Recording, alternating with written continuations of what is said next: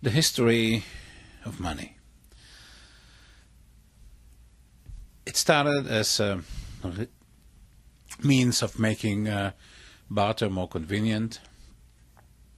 It soon developed as a means to store value. The universal means of carrying or expressing value was gravitated towards some rare metal, which took a lot of effort to mine out of the ground.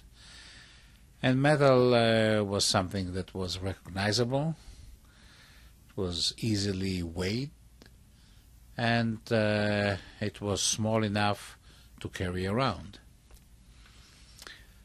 The metal of choice became silver and then gold. And over time, money evolved into gold or silver coins. The advantage of a coin is that it has a standard weight. So now instead of dragging around a scale and having to weigh money, you can simply count. Counting is easier than weighing.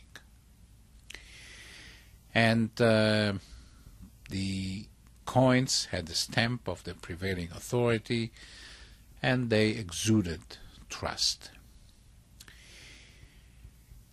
The concept of IOU was developed when banks came to be and took money from depositors and gave them all kinds of notes that said, I owe you the money that you gave me, plus interest. The idea then emerged that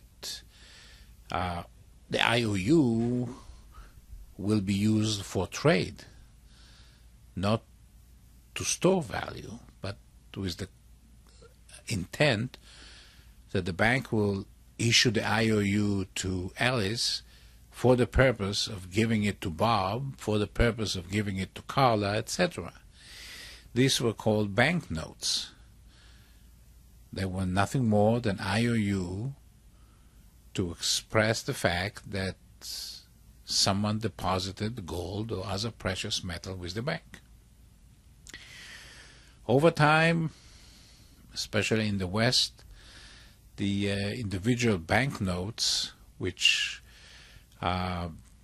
banks issued and which required exchange rates between them, and it was difficult to manage, difficult to keep it straight, it all coalesced into a central bank that issued IOUs, first against gold and later on against nothing.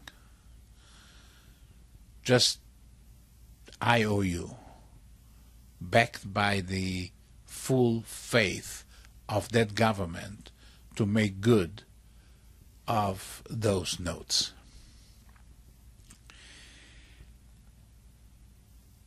The advent of technology and the internet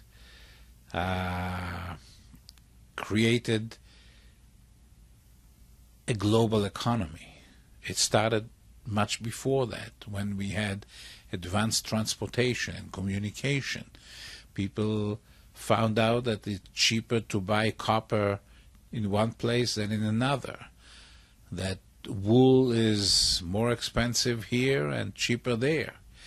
And so the need to trade worldwide developed and became greater and greater, and so the need for currency interchange developed and became greater and greater. And there were many attempts to come to some agreement.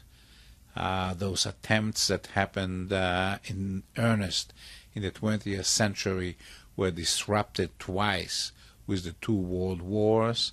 After World War II, there were conferences, and international agreement that created world institutions to help coordinate the global economy from the monetary standpoint. Those institutions are effective and active today. The Internet creates a reality of money that is whisked through phones and through computers, and the challenges are how to manage the monetary system so that the global economy will thrive.